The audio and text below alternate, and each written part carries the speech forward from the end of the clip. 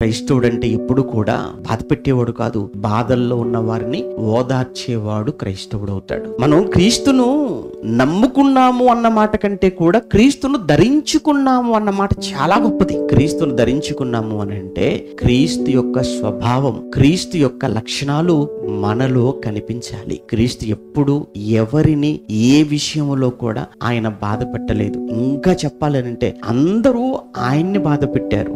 ఆయన ఒకవైపు ఎన్నో అవమానాలు బాధలకు ఆయన ఓర్చుకుంటూ కూడా ఎదుటి వాళ్ళ ఆకలి తీర్చాలి, ఎదుటి వాళ్ళను బాగు చేయాలి, ఎదుటి వాళ్ళను ఆదరించాలి.